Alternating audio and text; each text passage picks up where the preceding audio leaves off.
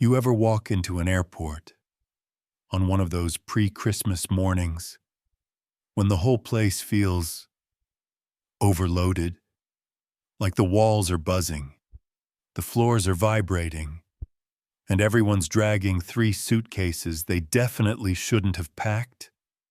Yeah, that was Phoenix Skybridge Airport at 7:40 a.m. The kind of morning where the TSA lines look like a human centipede. Kids crying because they're tired, or hungry, or both. And the overhead announcements keep looping the same damn message about liquid limits. Honestly, nobody was really there. Everyone was stressed, half awake, rushing to somewhere colder, warmer, whatever, until, and I swear to you, everything broke at once. It started with one sound, a sound you don't hear unless something is really, really wrong. A canine bark, but not like, "Hey, I found a snack." No, this was a deep, chest-shaking, spine-cracking bark that echoed across the entire security hall, like someone fired a gun straight through a cathedral. People froze. I mean froze. Even the kids stopped whining. And that's when Atlas, Officer Caleb Ward's K-9 partner, launched himself forward like he'd been snapped out of a nightmare. Not running, not jogging, exploding, muscles tight, paws scraping sparks off the polished floor, vest straps pulling so hard they squeaked. Caleb shouted, "Atlas! Atlas, heel, heel!" But the dog didn't slow, not even a little. It was like something had grabbed him from the inside, like something in the air whispered, "Move, or someone dies." Then the alarms kicked in. Not one, not two. All of them. You know that awful shrieking tone that makes your stomach drop? Yeah, that one. It slammed through Skybridge like a punch to the chest. Red lights flashing. TSA radios lighting up like popcorn. Barriers slamming shut. Bam, bam, bam, like the airport was sealing itself off from the world. People panicked instantly. They screamed. They pushed. They dropped coffees, backpacks, strollers, everything. I saw a businessman dive behind a trash can. No joke. Some lady with a neck pillow slapped her husband because she thought he dropped something dangerous. That's how fast fear spreads. And in the middle of all this chaos, this giant, living, breathing stampede, was a little girl. Zoe Hart, 6 years old, barely 4 feet tall. Big blue jacket swallowing her whole body. Shoes that lit up when she walked. A seafoam green backpack clutched to her chest, like she was holding the last piece of safety in the universe. She wasn't running. She wasn't screaming. She wasn't even moving. Just standing there, shoulders shaking, eyes huge and confused, watching Atlas barrel toward her like a missile made of fur. Someone yelled, "Bomb!" Another shouted, "Get away from the kid!" And fear, just like that, ignited. The crowd split around her like she was radioactive. People backed up so fast they tripped over their own luggage. Zoe shrank in on herself like a little crushed flower. She whispered, I didn't do anything." But nobody heard her. Or maybe they heard and didn't care. That's the thing about panic. It makes good people do ugly things. Atlas skidded across the floor, claws scraping, body low, eyes locked, not on Zoe, but on her backpack. Caleb fought the leash, boots sliding. You could hear him dragging across the tiles. Atlas, heel, damn it, boy, stop! But Atlas wasn't listening. Or maybe he was, just not to him. He was listening to something else, something under the noise, something under the fear, something only he could sense. The air shifted, heavier, colder. People whispered, "Is it explosives? Oh my God, she's just a kid. Why isn't she running?" Zoe trembled, tiny hands gripping backpack straps so hard her knuckles turned white. Her lips quivered, breath shallow, sharp, shaking. Her eyes darted around at all the adults staring at her like she was a monster. She whispered, "I'm sorry. I'm really sorry. I don't know what I did wrong." That sentence. Dude, that hit the room harder than the alarms. Even Caleb's expression cracked. But Atlas didn't budge. He planted himself between Zoe and the world, shoulders stiff, tail locked, hackles raised. But his bark, it didn't sound like aggression. It sounded like a warning, a desperate one. "Back up, now!" But the crowd heard only danger, terror, bomb. TSA agents lined up, hands near holsters. A guard shouted, "Step away from the child!" Someone behind me whispered, "Why would a kid bring something like that?" Zoe flinched so hard she almost fell. Caleb dropped to his knee beside Atlas, voice low, shaking. "Buddy, what the hell are you picking up?" Atlas didn't look at him, not even a glance.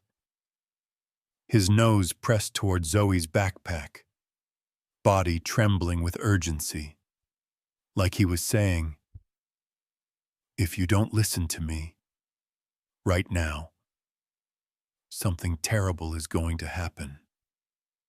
Then, Atlas barked. One single, earth-shattering, gut-punching bark. Found it. This changes everything. And that was the moment the entire airport truly unraveled. And the crazy thing is, right after that single earth-shaking bark from Atlas, everything somehow got worse. You'd think the airport had already hit peak panic, right? But nope, not even close. That bark, it was like lighting a match inside a room already filled with gasoline fumes. People didn't just freeze this time. They recoiled, like something invisible punched them backward. And that's when Zoe fell. Not gently, not like a kid tripping over her own feet. No. She went down the way you go down when your brain just shuts off from fear. Her knees buckled first, then her hands shot out. Too late. The seafoam green backpack hit the floor with a dull thud, and she landed beside it, palms scraping across the tiles. For 1 second, just one, nobody moved to help her. Nobody breathed. It was like the whole terminal suddenly saw her not as a child, but as a ticking threat.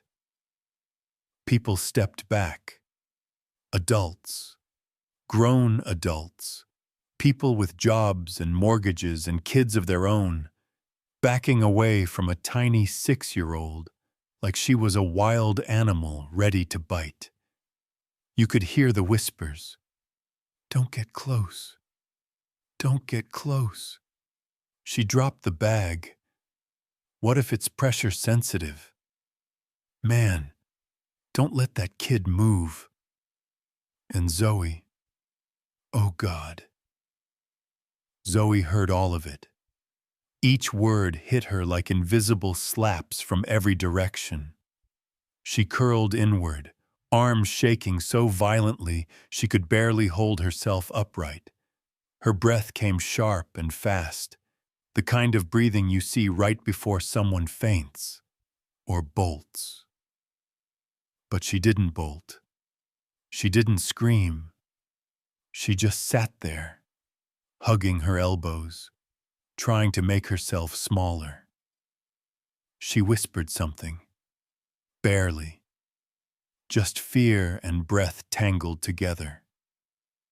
Caleb leaned in, straining to hear. Sweetheart. Hey, what did you say? Her voice cracked like thin glass. I didn't do anything. I promise. Please don't take me away. Man, that hit harder than any alarm that morning. You could feel something ripple through the crowd. Guilt trying to rise through the layers of panic. But fear is always louder than guilt. So nobody stepped forward. Not one person tried to comfort her.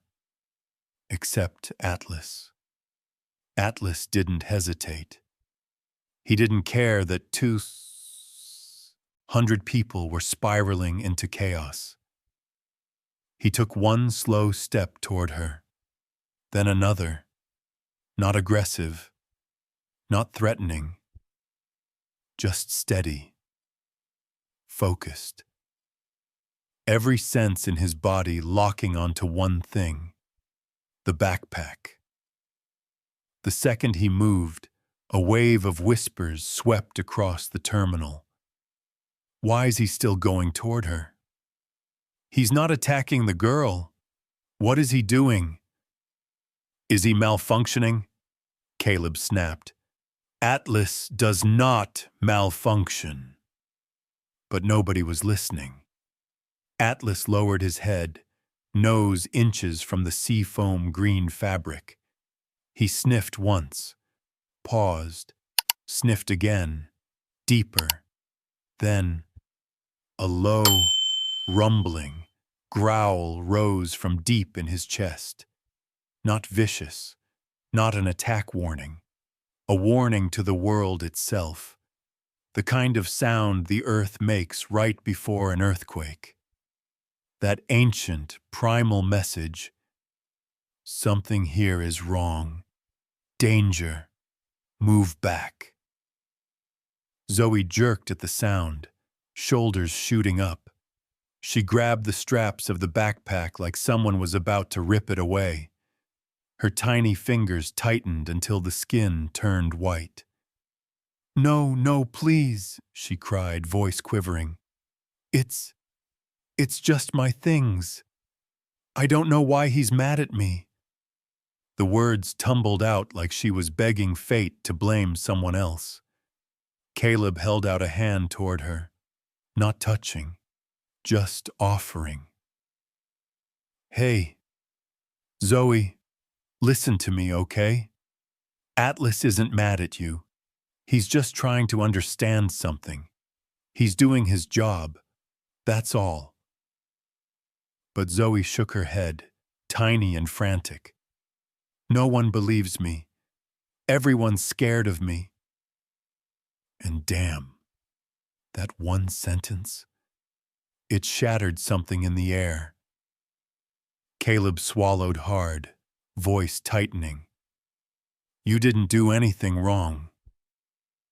But she didn't look convinced. She didn't look like a child who believed adults anymore. Atlas pressed closer, not to Zoe, but to the bag. His shoulders stiffened, ears forward, tail lifted just enough to show he was on high alert. His body trembled, not with fear, but with adrenaline firing all at once. People stepped farther back. A TSA agent hissed into her radio. A father yanked his teenage son behind a support pillar. And Zoe watched all of them with an expression no 6-year-old should ever wear. Like the world had already decided she was guilty without hearing a single word from her. She whispered again, almost soundless. "I didn't do anything bad. I swear." Caleb forced his tone to soften. "Zoe, I believe you."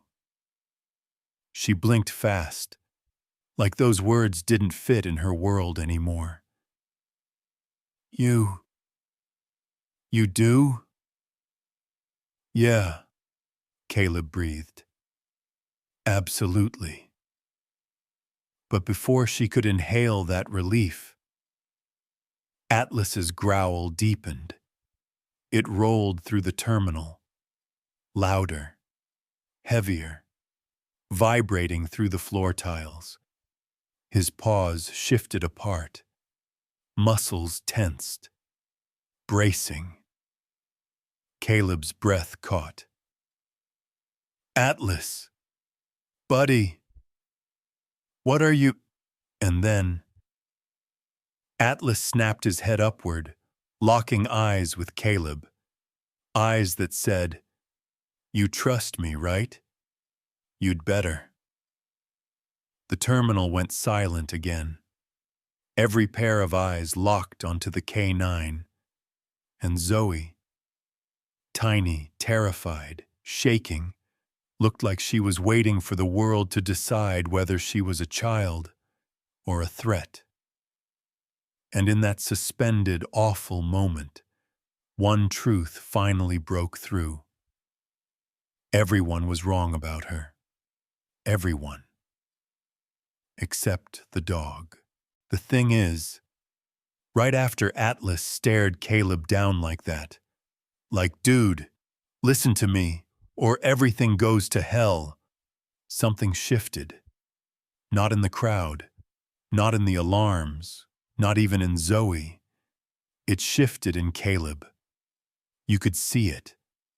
That moment where a person just decides. Like he drew a line in the sand and said, "All right, I'm all in." And honestly, it couldn't have happened at a worse time, because TSA was closing in.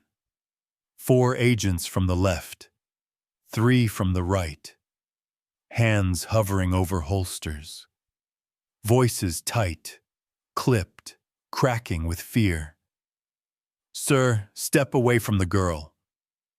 Officer Ward, we need to isolate her immediately." "We don't know what that device is." Caleb didn't move. Not an inch. He planted himself between Zoe and 7 armed adults like the consequences weren't even part of the equation. His voice came out steady, but if you listened close, you could hear the tremor under it. "Nobody's laying a hand on her." And man, you should have seen the looks he got. Like he'd just announced he was quitting law enforcement to become a magician on TikTok. One agent, tall guy, buzz cut, shoulders like a refrigerator, stepped forward. "Ward, what are you doing? She might be—" "She's a kid," Caleb snapped. "She's 6. She's terrified. Back up." But the bag, back up. Zoe flinched at the raised voices and curled closer to her backpack, like it was the only safe place left in the world. Her knees tucked into her chest, her sneakers flashing those tiny LED lights every time she trembled. Her face somehow looked even younger. cheeks blotchy, eyes red, breath shaky. Please, please don't let them take me. Caleb turned, just enough to hear how small she sounded, just enough for the room to understand exactly why he wasn't backing down. He lowered himself to her level, one knee down, hands open. No pressure, no threat, just presence. Hey, Zoe, I'm right here. Nobody's dragging you anywhere, okay? She nodded. But it was the kind of nod kids give when they want to believe but don't trust the world enough to fully commit. Behind them, Atlas shifted. The big shepherd planted himself directly in front of Zoe. Chest out, legs braced, stance protective. Head low, ears pinned, not aggressive, just focused, ready. 60 people in the terminal, and he chose her. Time 701. But TSA wasn't having it. Officer Ward, you're compromising the investigation. You need to stand down. Get the dog under control now. And here's the thing. Caleb could have stepped away. He could have said, protocol is protocol. He could have let fear win. But he didn't. He stood up slow, turning toward that wall of uniforms closing in like a tide. He placed one hand behind him, resting lightly on Atlas's neck, fingers brushing thick fur in that silent, I'm with you, buddy language only K9 handlers understand. She's just a kid, he said again. Quieter this time, but sharper. Look at her. Really look at her. Nobody wanted to. That's the messed up part. Adults didn't want to see innocence because fear made the other option easier. Caleb continued. If Atlas thought she was the threat, she'd already be on the ground. You know that. You all know that. A couple of agents hesitated. Fear cracked. Just enough for logic to slip through. But then why is he reacting like this? Someone asked. And Caleb said the one thing nobody wanted to hear. Because it's not her. Silence rippled across the terminal like a shockwave. Zoe's head snapped up, hair whipping across her cheek. Not me? She echoed. No, sweetheart, Caleb said. Not you. Atlas let out a low, steady rumble, like confirmation. But fear doesn't turn off easily.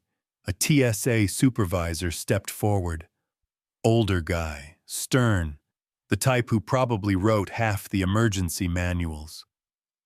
Officer Ward, we can't just assume. It's not an assumption, Caleb cut in.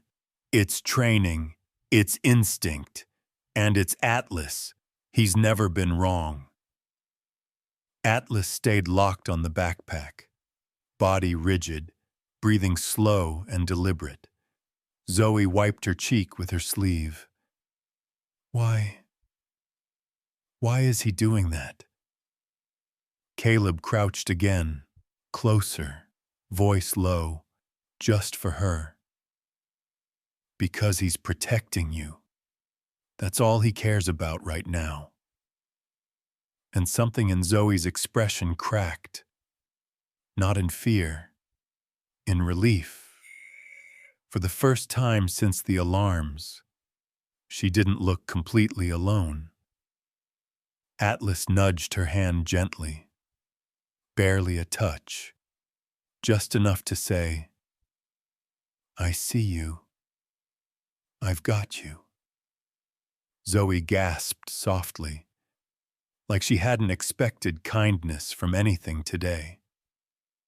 One agent whispered, I've never seen a dog do that. Not with a suspect. She's not a suspect, said, still focused on Zoe. She's a scared little girl who needs someone in her corner. And the way he said it? Yeah. It landed. You could feel the shift. Fear loosened its grip. Just a little. Atlas repositioned, shielding Zoe completely now. Body angled, muscles coiled, ready to lunge if anyone touched her or the bag. Caleb and Atlas, human and dog, logic and instinct, courage against fear. One agent whispered, "He's really choosing her over all of us." And Caleb answered without a second of hesitation, "No, he's choosing the truth." And honestly, that line hit different. Because in a room full of adults too scared to see clearly, it took a dog and one stubborn K-9 officer to remember what truth actually looked like. And now here's the part I want to ask you.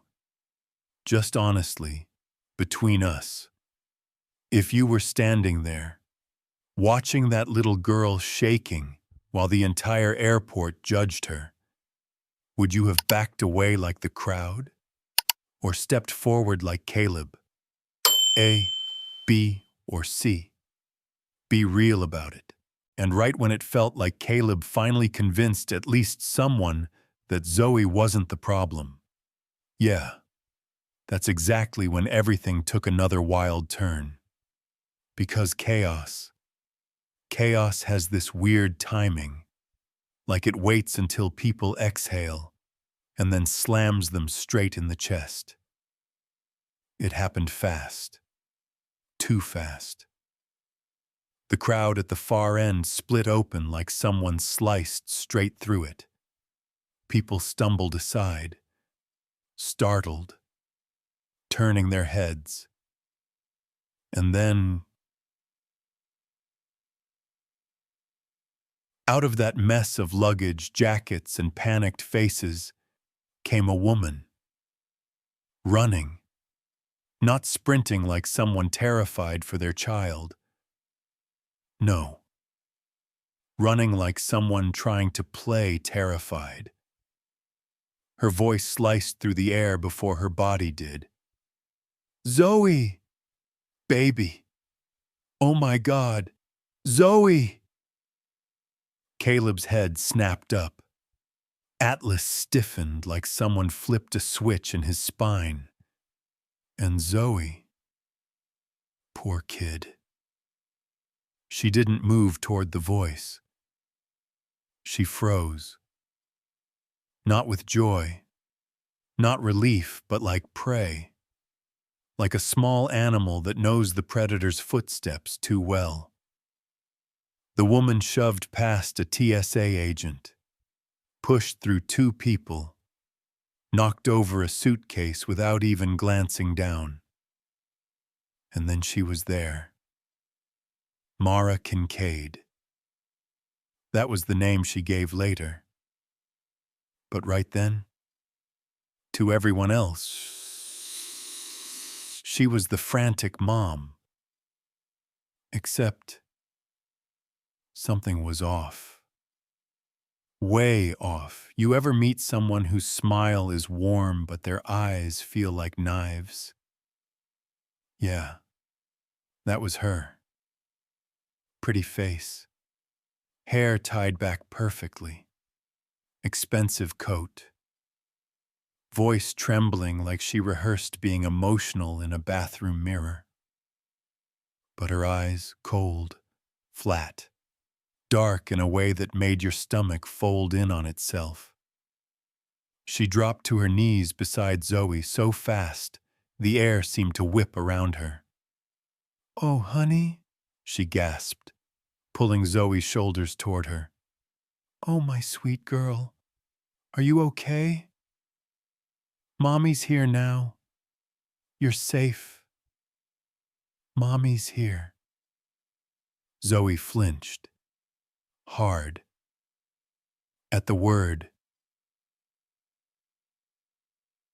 Mommy. And that, right there, was the first red flag. Kids don't flinch when their real mom touches them. But Mara didn't stop. She cupped Zoe's face gently, too gently, like she'd done it 1,000 times. Except Zoe whispered, barely audible, "Please, please don't." And Caleb heard it. Atlas heard it. Hell, half the room heard it. Mara just smiled wider, a smile that never reached her eyes. "It's okay, sweetheart," she whispered. "You're with Mommy now." Atlas lost it. Not a bark. Not at first. A growl. Low, vibrating, ancient, that made the security glass hum. People jumped back. Someone spilled iced coffee all over his shoes and didn't even notice. Caleb lunged forward. "Ma'am, step away from her!" But Mara moved faster.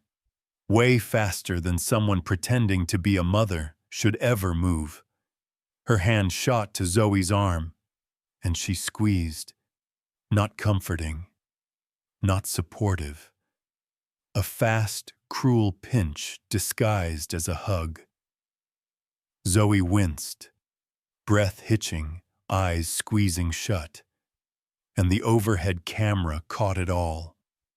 The subtle twist of Mara's fingers, the flash of pain in Zoe's eyes, the quick sideways glance to see if anyone noticed. Atlas noticed, and that was it. The breaking point. He erupted. A roar, not a bark, exploded across the terminal. A sound so primal, so violent, so loud, it rattled coffee cups and sent 2 people crashing backward into chairs. You could feel it in your chest, like thunder cracking open inside your ribs. Atlas lunged, not to attack, but to get between Zoe and the woman. His teeth flashed, his paws screeched across tile. If Caleb hadn't tightened the leash, Atlas would have knocked Mara flat. People jumped back like a bomb went off. "Get that dog under control." "She's touching the kid. Stop her." Voices everywhere. But the wild thing? Mara didn't flinch. Not one bit. She looked at Atlas like he was an annoying house pet, tilted her head, smiling that perfect, practiced smile. "Officer," she said sweetly, "would you calm your dog? He's scaring my daughter." Caleb's jaw clenched so hard you could see the muscle jump. "That's not your daughter," he fired back. "Back away from her, now." Mara blinked, slowly, almost amused. And Zoe. God. Zoe grabbed her backpack with both hands and tried to scoot away from Mara's touch. She didn't cry, didn't scream, just moved like she was trying to disappear. Atlas followed her perfectly, body sliding in front of her like a living shield. A TSA officer snapped, "Ma'am, show us ID now, or step back." Mara didn't break her smile.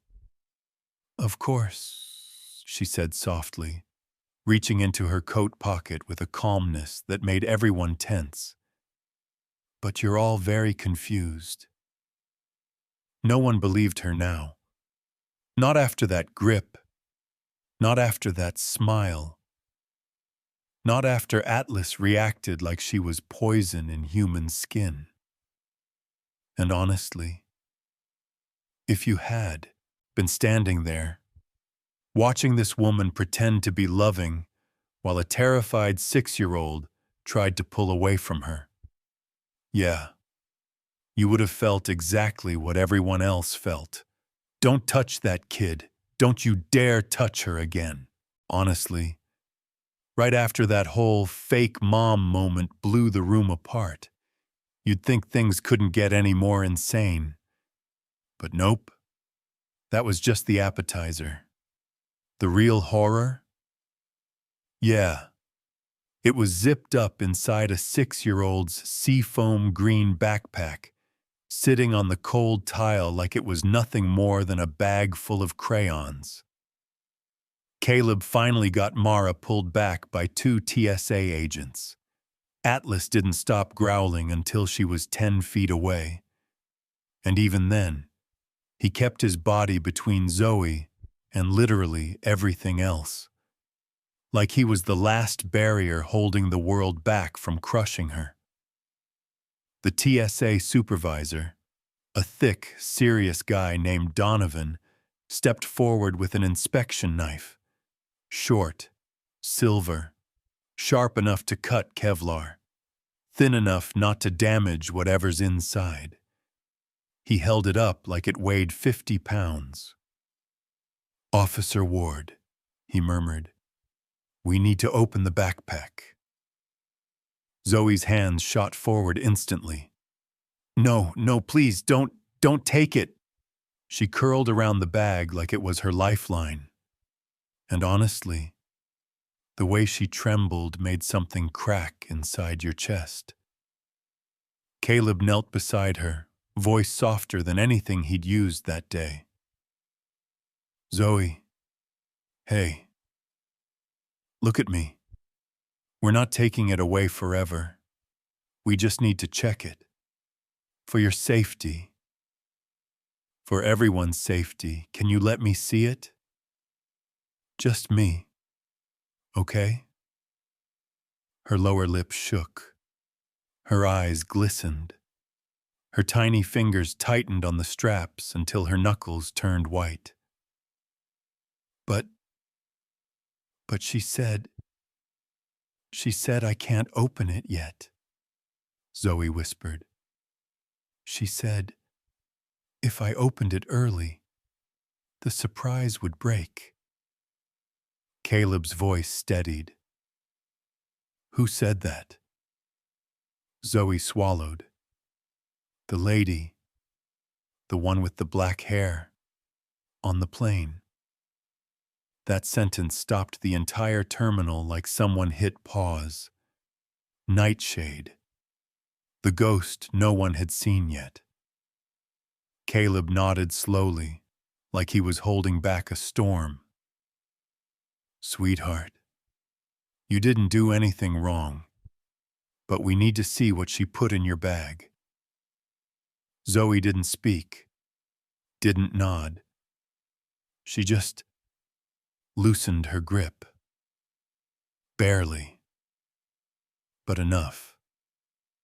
And that tiny motion, yeah, that was courage in its rawest form. Donovan knelt, placing the bag on the floor as if it might scream if he moved too quickly. He slid the blade along the bottom seam. The tearing sound was horrible, loud, ugly, like ripping open something that wasn't meant to be touched. Zoe flinched, covering her ears. Atlas pressed against her side, growling low.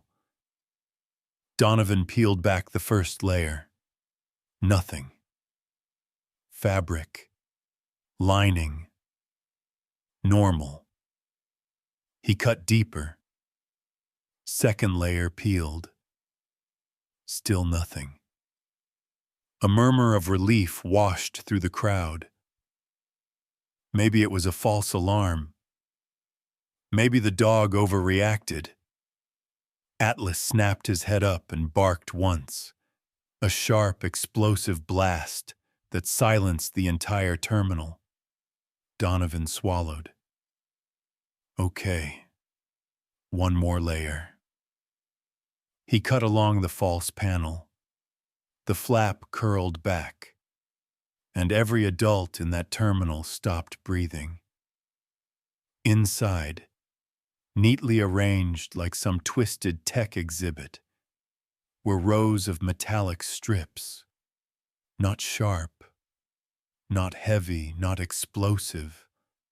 Worse, silent, clean, precise. Circuit lines, etched razor thin, running across each one like veins of a machine designed for things civilians never hear about. Jesus, what is that? Someone whispered. Are those flight chips? Another choked. Donovan didn't answer. Caleb did. His voice came out flat, cold, scraped from the bottom of a nightmare. These are navigation overrides. What? For aircraft. FAA-level hardware. The room died. Just died. Whispers vanished. Even the alarms felt quieter. Atlas paused mid-growl, as if the air itself went still. Caleb continued, each word heavier than the last. If these got on a plane, Phoenix would lose radar positioning within 60 seconds. A woman gasped. A teen whispered, "Holy crap!" It wasn't a bomb. It was smarter, scarier. Not meant to explode planes, but to make them blind. Donovan shook his head, panic bleeding into disbelief. This is military level. Where the hell did... You think I know? Caleb snapped. It was in a child's backpack. Zoe hiccuped through a sob, voice cracking in half. She told me it was candy. A secret candy. She said, don't tell Mommy. Her small body shook so hard she could barely stay upright. If that didn't punch you in the chest, nothing will. Caleb turned to her, voice soft, but burning underneath. Zoe, listen. You didn't know. You didn't do anything wrong. Someone tricked you. Someone bad. Zoe shook her head, tears falling onto her jeans. But I carried it. I carried the bad thing. Caleb's voice cracked. No, sweetheart. You carried what someone hid in your bag. That's not the same thing. Atlas nudged her gently, placing a paw on her ankle. And Zoe let out this tiny, shattered sound. Half gasp, half sob, like she finally realized she wasn't alone anymore. The adults stared, horrified.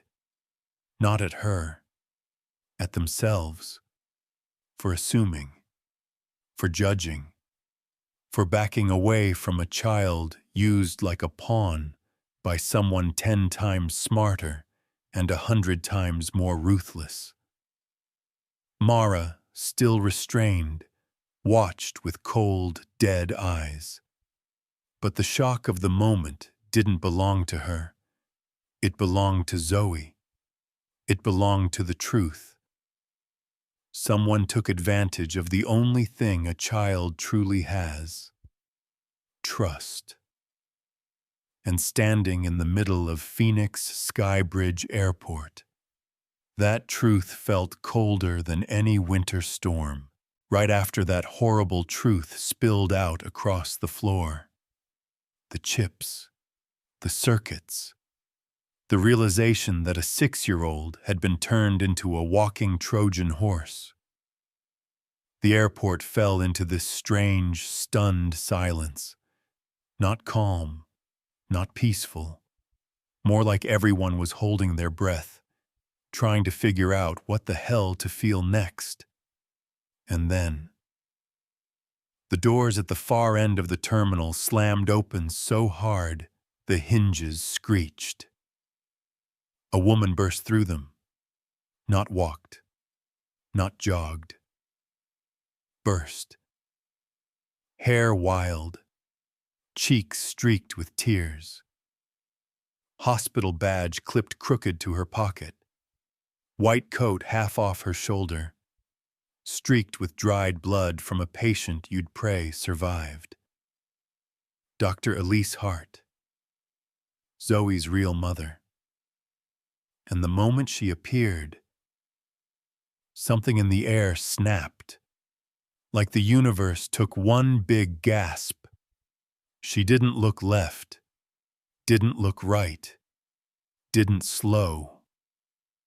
She scanned the crowd with frantic animal desperation, eyes darting, hands trembling, like she was searching for oxygen. And then she screamed, "Zoe!" The kind of scream that tears through bone. The kind you only hear from someone who's lived in a nightmare far too long. People turned instantly. Some flinched. Some covered their mouths. Even TSA agents stiffened. Elise kept running, shoes slapping tile, breath breaking apart. "Zoe! Baby, where's my daughter?" Zoe froze. Froze to the floor. Her fingers slipped off the backpack. Her eyes widened, round, glassy. Her lips parted like her brain couldn't catch up fast enough with the sound hitting her ears. She whispered, barely air.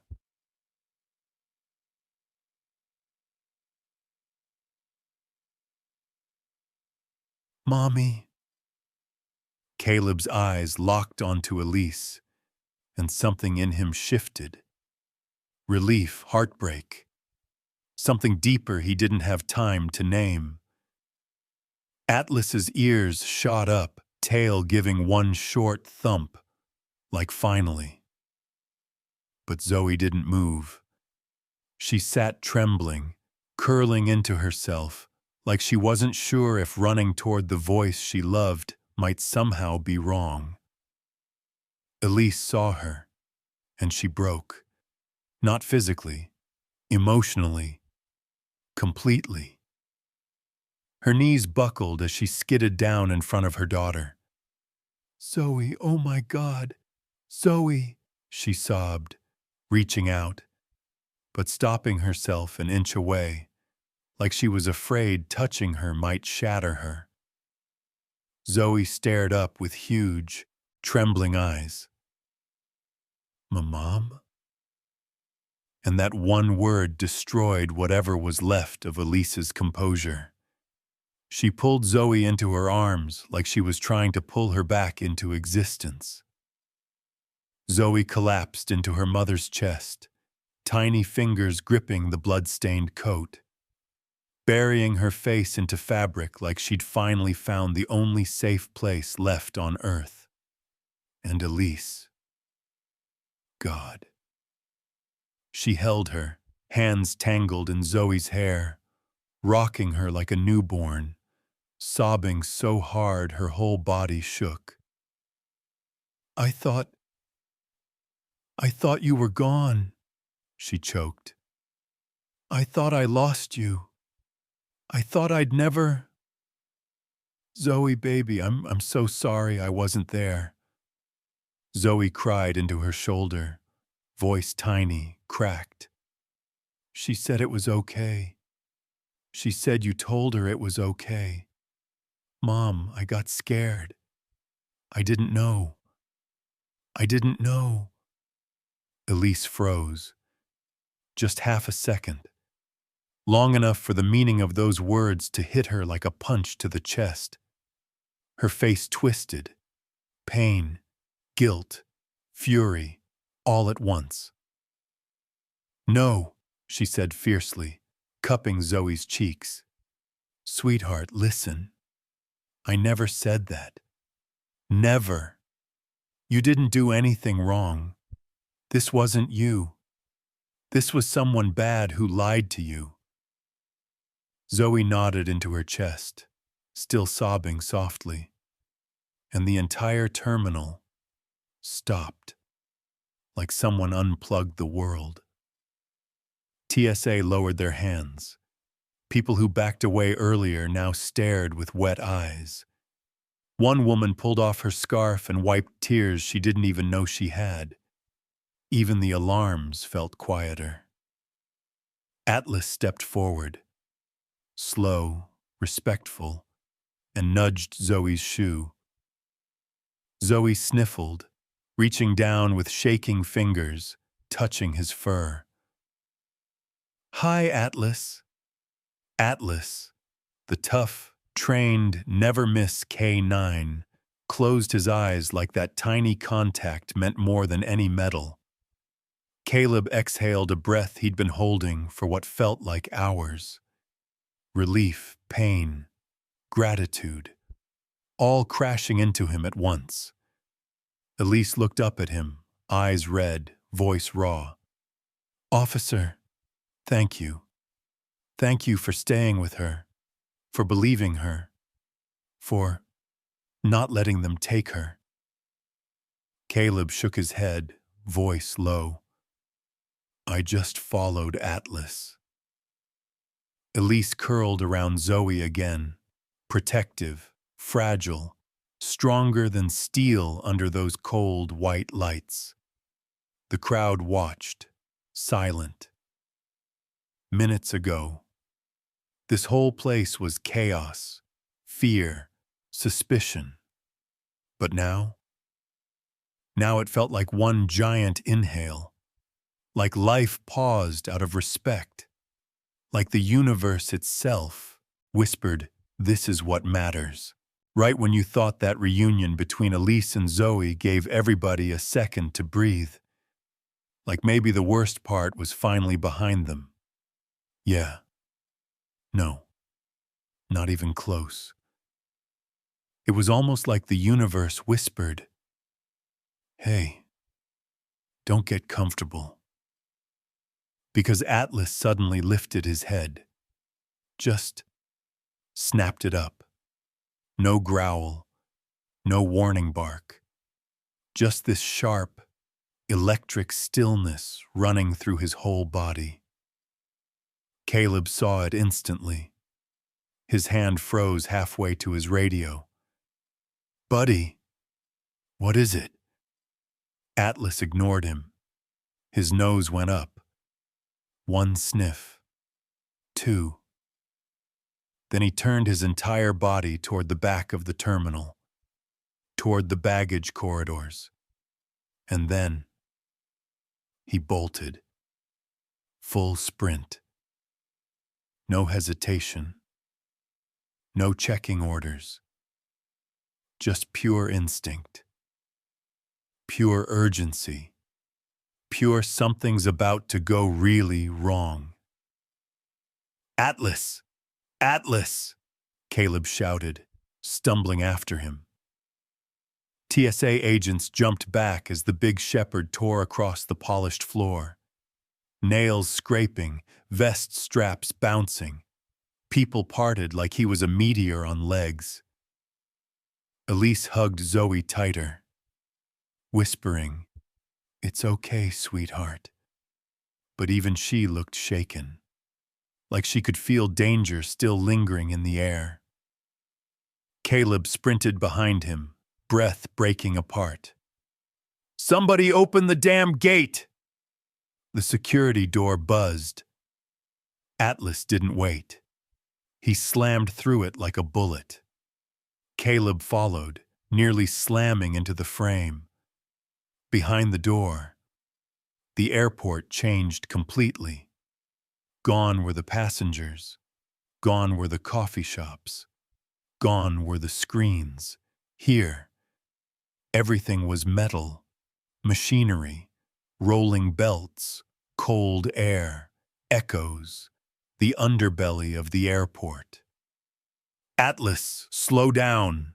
Caleb shouted. Atlas did not slow. He accelerated. He dodged a moving cart, leapt over a conveyor bar, swerved around a luggage bin so fast Caleb skidded trying to keep up. "What the hell are you picking up, buddy?" Atlas sniffed once, twice, then veered sharply left toward the central baggage belt. He jumped onto the belt mid-motion. "Atlas, get down!" a handler yelled. Atlas ignored him, trotting against the conveyor direction, sniffing each passing bag like he was reading Braille with his nose. One suitcase passed. Nothing. Another. Nothing. Then Atlas froze. Muscles locked. Fur bristled. Ears pinned forward. Tail stiffened like a rod of steel. Caleb didn't need words. "Pull that bag!" Two TSA agents yanked the navy blue suitcase off the belt just in time. Atlas barked once. Sharp, deep, certain. The same detection bark he'd made before Zoe's backpack was opened. "Jesus, again?" someone whispered. But Atlas wasn't done. Not even close. He shot off the belt and raced toward a secondary conveyor. Caleb stumbled after him, heart pounding. Atlas shoved his snout into a forest green duffel. Another bark. Another hit. "That's two," Caleb gasped. "Two damn bags." But Atlas still wasn't finished. He leapt across a narrow gap, clearing it like an Olympian, landing on the outbound belt for gate D32, the belt carrying luggage to a plane boarding in. Caleb checked the flashing screen. 6 minutes. "Stop that belt!" "Can't!" a tech yelled. "System override. No manual halt." Atlas didn't care. He shoved through a cluster of suitcases until he halted so sharply his paws squealed. The suitcase beneath him was red, ordinary looking, cute cactus stickers on the side. And Atlas growled. Not loud, not violent. A low, steady, "This is it" growl. Caleb's stomach flipped. "Grab it!" he barked. 3 handlers yanked the bag off the belt. Atlas jumped down and pressed into Caleb's leg, panting hard. 3 bags, 3 devices, 3 potential disasters, found in under 4 minutes. No one spoke, not at first. Then Donovan breathed. "Dear God, this dog just saved half the damn state." Another agent whispered, voice cracking. "Conchone, Nakuka Troy, Arizona." Someone swore quietly and wiped their eyes. Caleb knelt beside Atlas, gripping his harness with shaking hands. You brilliant boy. How did you even—" Atlas leaned into him, panting, exhausted, but proud, like he knew exactly what he'd done. A TSA agent whispered, "Those devices, if even one made it onto a plane." "Yeah," Caleb said quietly, hand sliding down Atlas's fur. "We'd be reading about Phoenix in the history books tomorrow." The silence that followed wasn't peaceful. It wasn't relieved. It was reverence. Fear tinged, awe-filled. Because everyone realized something terrifying. Zoe's backpack? That wasn't the plan. It was just one piece. The real operation was bigger, smarter, colder. And Atlas was the only reason they caught it. The only reason families would wake up tomorrow with their world still intact. Caleb looked at the 3 suitcases, red, green, navy, each one holding a disaster that never happened. He whispered, "You didn't just save that little girl. You saved thousands."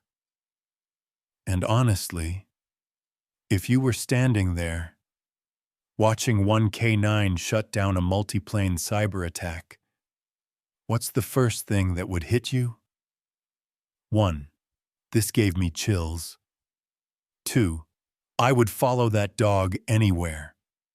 5. How the hell did he know? 6. This is straight up heroic. You'd think finding 3 loaded suitcases would have been the final boss of the day. Like, that had to be the peak, right?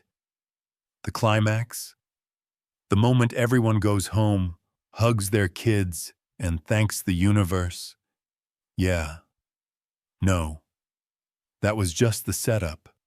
Because just as Caleb radioed in the triple discovery, a TSA tech sprinted up from behind the conveyor systems, eyes wide like he'd just seen a ghost.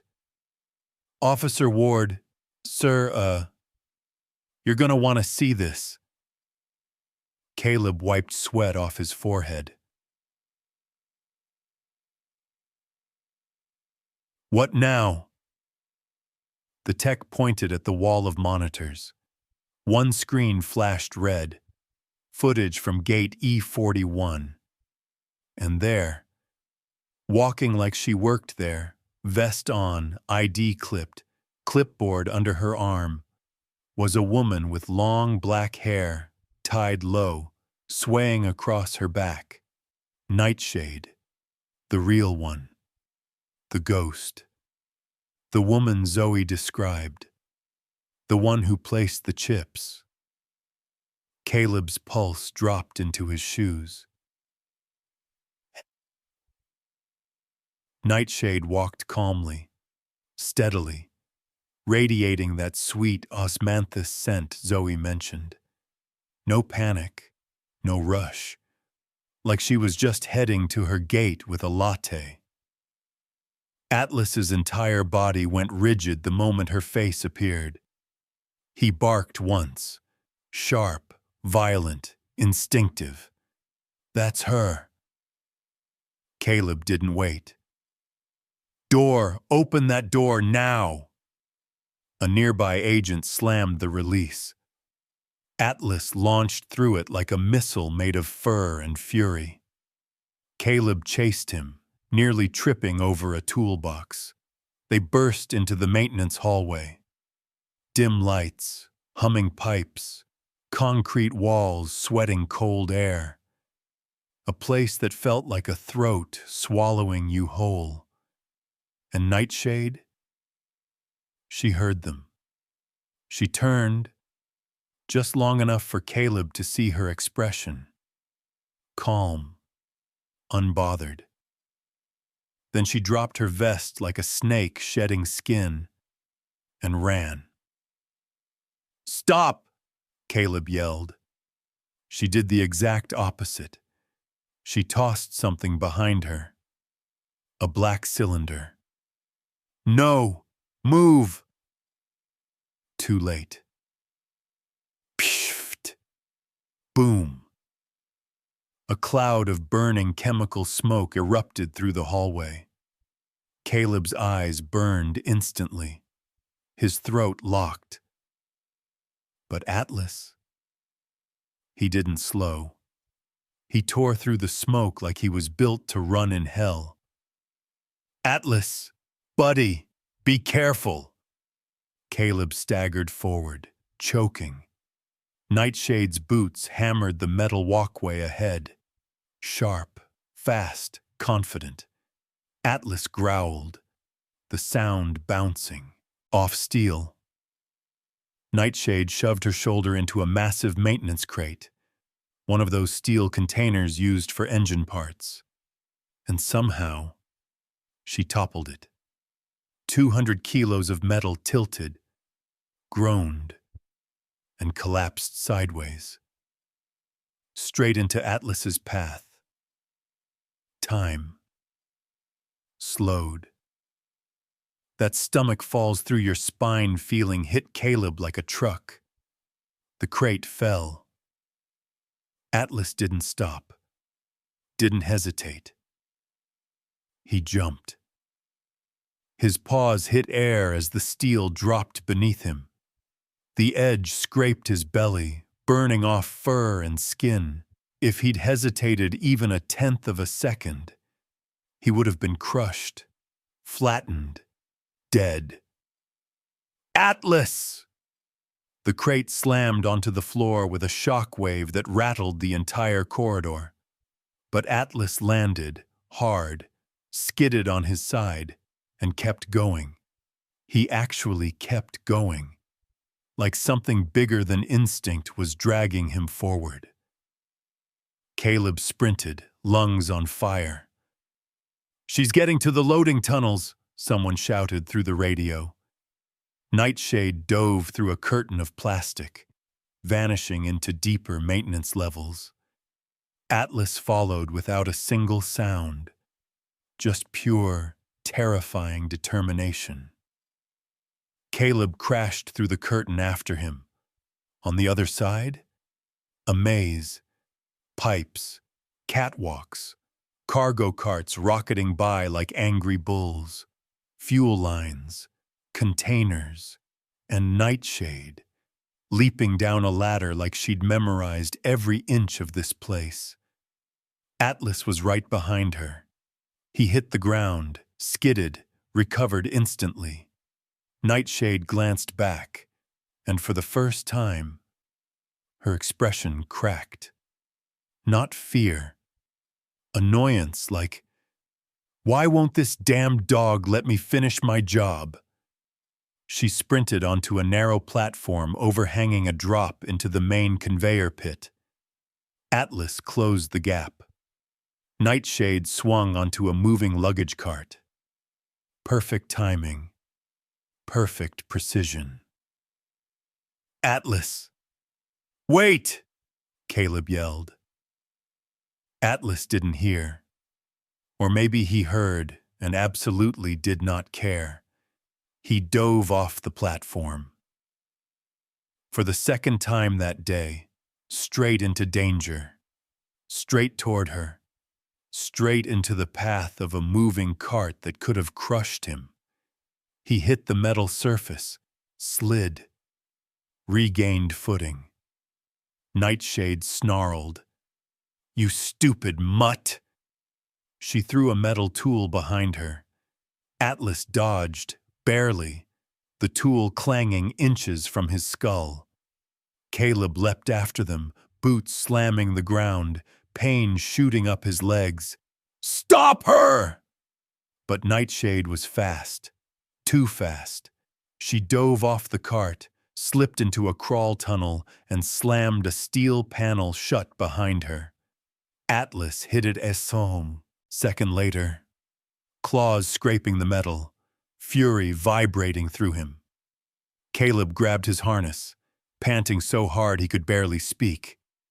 "Buddy, hey, you almost died." Atlas didn't sit, didn't whine, didn't even blink. He just stared at that sealed panel like it was the door to hell. Caleb understood the silence perfectly. This isn't over. She's still inside, and I'm not done.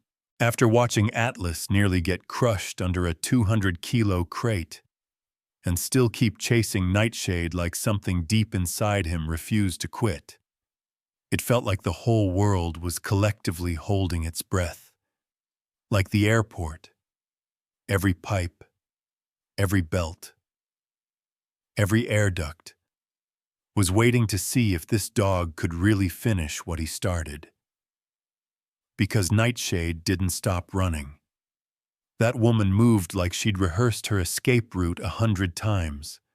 Every turn clean, every leap precise, every door slipping shut behind her like it was choreographed. She ran like someone who knew the airport's bones by heart. But Atlas ran like he'd been born here, like every tunnel and air vent whispered directions only he could hear. Caleb sprinted behind him, boots slamming metal walkways, lungs burning, heart punching his ribs like it wanted out. "Stay with her, Atlas. Don't let her get ahead." Atlas didn't look back. Didn't need to. He was locked in. Eyes sharp, ears pinned, breath steady, muscles firing like a machine built for one purpose. End this. Nightshade slid down a ladder into the lower-level conveyor bay, the massive one feeding luggage to international flights. She hit the ground and didn't even stumble. "Damn it!" Caleb growled, sliding down after her, gloves burning with friction. By the time he reached the floor, Nightshade was sprinting across a moving belt, using the flow of suitcases to carry her toward a maintenance hatch. She wasn't running. She was surfing the damn conveyor. Caleb barked into his radio. "Someone shut down belt C9. A crackle of static. "We can't. Those lines are still in emergency override." Of course they were. Because nothing today was going to be easy.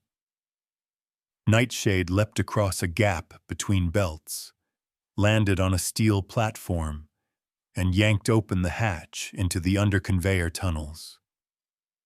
She glanced back, and for the first time, there was fear in her eyes. Not of Caleb, not of TSA, but of the thing chasing her. The thing with fur and fire in its chest. Atlas. He launched himself from a running start, paws hammering rubber, muscles coiling, and then he flew. Not jumped. Flew. Mid-air, ears back, teeth bared, eyes locked on the hacker like she was the last shadow left in the world. Nightshade screamed. Not fear. Shock. She never expected him to reach her. But Atlas struck like a meteor hitting steel. She slammed sideways into the platform, breath torn from her lungs. She tried to scramble. Atlas wasn't having it. He dropped his full weight onto her, both paws pinning her upper back, teeth ghost close to her neck, but not biting. A warning. Move, and I end this. Caleb slid onto the platform, nearly losing his footing. "Atlas, hold! Hold!" Atlas froze, a statue of muscle and purpose. Nightshade thrashed beneath him, screaming, "Get off me!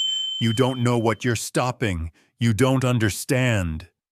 "Oh, I understand just fine," Caleb snapped, voice shaking with fury and adrenaline. He grabbed her arm, twisted, slapped a cuff on with a brutal click. Nightshade shrieked, "You think this changes anything? You think stopping me stops all of it? You have no idea what's coming." Caleb leaned in, inches from her face. "It wasn't supposed to get past Atlas." Nightshade went still, because she finally realized what beat her. Not the alarms, not the cameras, not the agents. The dog. The dog she underestimated. TSA agents dragged her upright. Her boots screeched across the metal. She fought, but nowhere near as hard. Losing to a dog hit her right in the ego. As they pulled her toward the lift, she twisted and screamed, "He doesn't even know what he stopped! You're all living on borrowed time!" Caleb slammed the elevator door shut. Silence fell over the conveyor bay. A long, heavy, holy silence. Then, someone exhaled sharply. Someone whispered, "Holy hell." A tech wiped his eyes. And then, the cheering started. Not polite clapping. Not relieved sighs. A roar. TSA fists in the air. Handlers shouting like their team just won the Super Bowl. Mechanics slamming gloves on railings, the sound vibrating the steel. Someone yelled, "That dog just saved the whole damn airport." Another, "Atlas for president." Caleb laughed, half adrenaline, half disbelief that they were still alive. He knelt beside Atlas, grabbed his face in both hands. "You absolute maniac," he whispered. "You did it." Atlas leaned his forehead into Caleb's chest, breathing hard, steady, alive, victorious, unstoppable. And in that moment, there was no darkness deep enough to swallow him. Not today, not ever. The smoke, the steel crashing down, the screaming alarms, the chase through the guts of Skybridge Airport. You'd think the adrenaline would have faded by now. You'd think people would have gone back to normal life. But when something huge happens, something that makes the world tilt, people remember. They carry it. They replay it. They show up because they need to see the ending with their own eyes, which is exactly how the Maricopa County Courthouse ended up packed, beyond fire code reality, for Nightshade's arraignment hearing. Packed. Standing room only. People lining the walls. Reporters elbowing for angles. Parents with kids on their laps. Airport workers still wearing their badges. Cyber analysts. Detectives. EMTs. Pilots. All gathered for one reason. Atlas. Because by then, the truth had settled. Not the rumor. Not the panic. The truth. Nightshade didn't just plan a disruption. She planned to blind Phoenix. Blind planes mid-flight. Blind radar systems guiding thousands of souls across the sky. And the only reason it didn't happen was a dog with golden brown fur and instincts sharper than any code Nightshade ever wrote. So yeah, the courthouse was full, and when Caleb walked Atlas inside, vest brushed clean, badge shining under the courtroom lights, the room went quiet. Not awkward quiet. Reverent quiet. The kind of quiet you feel in your bones. Judge Rowan Whitaker sat at the bench, a tall man with silver hair and the posture of someone who'd survived more than one war, even if he'd never said so. He tapped his gavel once, not to silence the crowd, but because even he needed a second to steady himself. Then he looked at Atlas, not at Caleb, not at the crowd, at Atlas. Let the record show, this is not a typical proceeding. People leaned in. Judge Whitaker flipped a page, then let it fall, as if it didn't matter. What happened at Skybridge Airport was not a matter of one suspect and one officer. It was not a matter of a single breach. It was not, frankly, something any human court has ever faced at this scale. A murmur moved through the room. Someone sniffed quietly. The judge continued. K-9 Atlas prevented the most serious aviation attack this state has seen in at least a decade, possibly longer. Atlas didn't move. He just sat there, steady, calm, like none of this meant anything to him, like he didn't save thousands before lunchtime. Judge Whitaker softened. He detected a threat no software caught. He pursued a criminal no adult could have reached in time.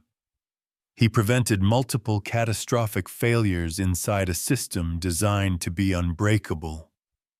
He closed the file. Didn't even need it anymore. And because of his actions, his instincts, his loyalty to his partner, and to the truth, he paused. Not a single plane fell from the sky. Someone choked on a sob. A woman pressed a hand to her mouth. A man wiped his eyes with a sleeve. Judge Whitaker straightened, then delivered the line that would headline every news outlet in America. K-9 Atlas is hereby recognized for extraordinary bravery and service far beyond the call of duty. The room erupted. Chairs scraped. People rose to their feet. Hands clapped so loud the windows trembled. "That's our hero! We love you, Atlas!" It went on and on. 11 whole minutes. Caleb knelt beside Atlas, a hand resting on the dog's shoulder, whispering something only Atlas could hear. Maybe "good job." Maybe "I'm proud of you." Maybe just "thank you." But the moment that broke the room, that shattered every heart, came when the crowd parted like a curtain. Elise and Zoe stepped forward. Zoe held the small ribbon scrap from her old backpack, the last piece of the day that almost destroyed her. Elise's eyes were red, but full. The kind of full you only get after losing something and getting it back. Zoe walked up to Atlas slowly, not scared, not trembling, just full of soft, glowing gratitude. She reached out. "Hi, Atlas," she whispered. "It's me." Atlas lowered his head, just a few inches. Zoe wrapped her arms around his neck.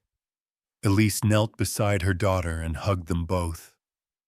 One arm around Zoe, one resting gently on Atlas's back. It wasn't dramatic. It wasn't loud. It wasn't staged. It was human. Real, soft, in a world that had been too hard on them for too long. People cried openly. Even Judge Whitaker blinked fast, like his eyes suddenly got too warm. And Atlas, he leaned into the moment, into the love, into the gratitude, into the light he fought so hard to protect. A dog in a courtroom, surrounded by people he saved. And for the first time since the nightmare began, everything felt right. And you know, after everything that courtroom put everyone through, the applause, the tears, the moment Zoe wrapped her arms around Atlas like she was hugging the whole world, you'd think that was the final chapter. But sometimes the real ending isn't loud. It's not a verdict, not a headline, not a cheer shaking the walls. Sometimes it's the quiet morning after, when the dust settles, when your heart finally stops racing, when the sun comes up like it's trying to apologize for yesterday. That's what the next morning felt like. Arizona was cold, but not really cold. That desert winter kind of chill that stings your nose but lets the sun hug you anyway. The sky glowed a soft, sleepy gold. Runway lights at Skybridge blinked slow, as if they were waking up too. Caleb pulled into the service lot behind Terminal C just before sunrise. He opened the back door of the truck. "Come on, buddy." Atlas didn't jump out right away. He stretched, slowly, like an old soul that had lived 10 lifetimes in 24 hours. Then he hopped down, landing in that steady K9 way. Solid feet, solid breath, solid heart. Caleb patted his side. "You good?" Atlas huffed. His version of "better than you, dude." They walked toward the quiet service path leading to the empty part of the runway. No crowds, no alarms, just frost on the asphalt and distant engines waking. The calm settled around them, like the world finally exhaled. "Man, yesterday was insane," Caleb muttered. "Like, if someone told me that actually happened, I'd tell them to lay off the caffeine." Atlas didn't react. He was busy sniffing the cold air. Slow, thoughtful sniffs like he was reading the morning, making sure nothing bad was hiding in the quiet. And then, "Atlas!" A little voice cracked open the stillness like sunlight splitting clouds. Atlas's ears snapped up. He turned, sharp at first, then softened when he saw her. Zoe. Running full speed across the frosted pavement, jacket flapping, sneakers blinking blue, hair bouncing like pure energy. Elise jogged behind her, one hand gripping coffee, the other holding her coat closed, laughing breathlessly. "Careful! Zoe, slow down!" Zoe did not slow down. She skidded the last few feet and stopped right in front of Atlas. Then she smiled. God, that smile could knock the wind out of anyone. "Hi, Atlas," she whispered, suddenly shy. Atlas stepped forward. Slow, gentle. No intensity, no fear, just warmth. He lowered his head, sniffed her hand, and gave the tiniest wag of his tail. Zoe giggled, shoulders relaxing. I brought something for you," she said, digging into her pocket with both hands. She pulled out a ribbon, seafoam green, torn at the edges, the last surviving piece of her old backpack. My other backpack is gone now. The police took it, and I didn't want to keep anything scary from it. But this part wasn't scary. It was just mine.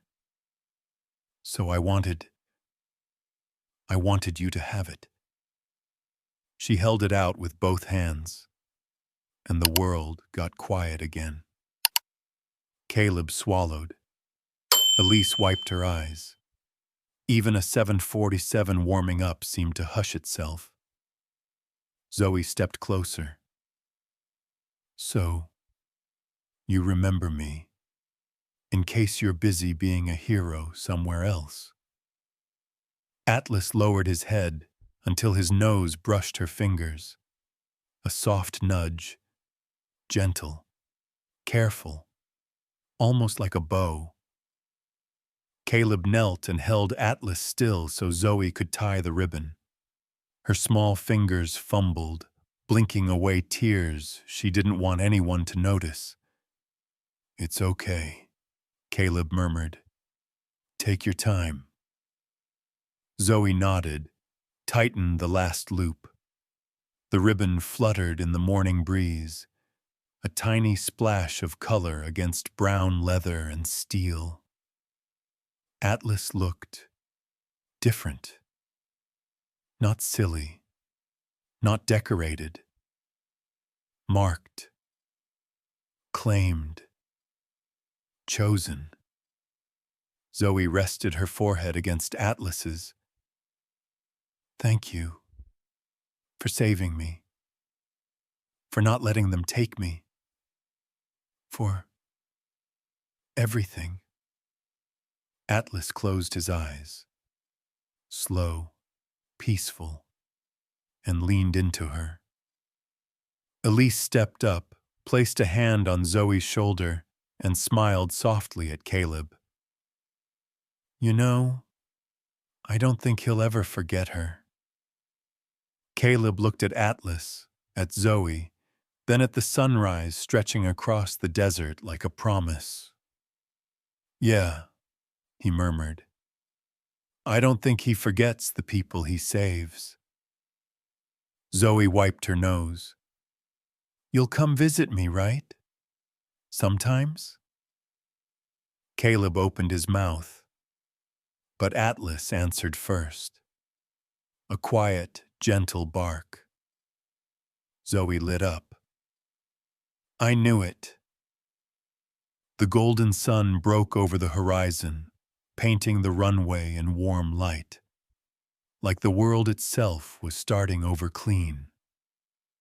Elise knelt and wrapped her arms around Zoe, Atlas standing beside them like a guardian carved into the morning. It wasn't loud. It wasn't dramatic. Just sunrise. Just healing. Just a dog. A little girl. And a tomorrow that finally felt safe again. That sunrise moment on the runway. Zoe's ribbon tied gently to Atlas's collar. Caleb watching them like he was memorizing every second. You'd think that was it.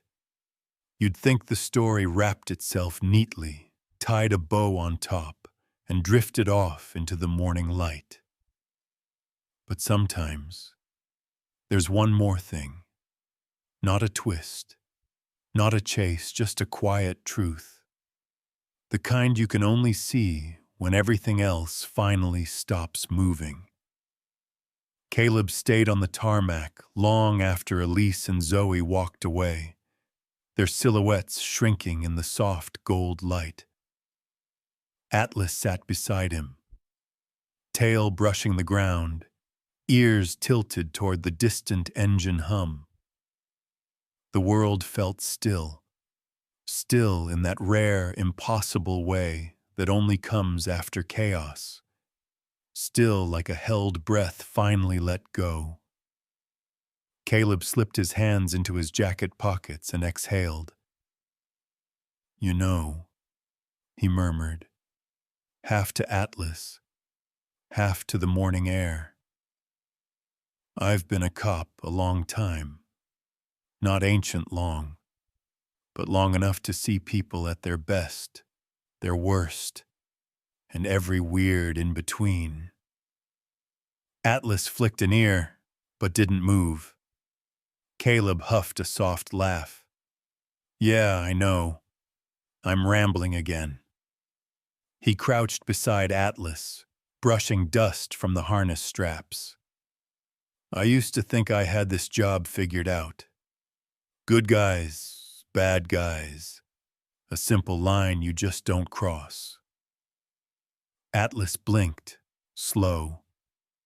"But yesterday," Caleb shook his head. "Yesterday was something else. A 6-year-old kid used like that? A hacker walking through the airport like she owned it? Systems going blind while we're trying to figure out up from down." The sun climbed over the Superstition Mountains, casting long gold streaks across the asphalt. "And you," Caleb said softly, "you didn't hesitate, not once." Atlas shifted closer, touching his head to Caleb's knee. Caleb's voice cracked, just a little. "You saved a girl's life. You saved my whole damn city, and—" He exhaled, shaky. "You saved me." Atlas lifted his head, listening. Caleb laughed weakly, rubbing his eyes. "Okay, yeah, that sounded dramatic, but hear me out. I was losing faith, buddy. In people. In the badge. In everything. Every week felt like another mess. Another disappointment. Another thing we couldn't fix." Atlas leaned gently into him. "And then you," Caleb whispered. "You run into danger like it's nothing. You trust when nobody else does. You protect people who don't even know they need protecting." He looked down at the dog who understood him better than most humans ever could. "You didn't just save the city. You saved my trust in it." Caleb stood. Atlas rose with him, two silhouettes stretching long across the runway. They walked down the edge, not toward alarms or chaos or anything loud, just toward the rising sun. A plane lifted off in the distance, its engines rumbling like a slow heartbeat under the concrete. Its shadow swept across them for a moment, then vanished into gold. Caleb blew out a breath. "You know what, buddy? Heroes. Real heroes. They don't wear capes. They don't brag. They don't need cameras or speeches or medals."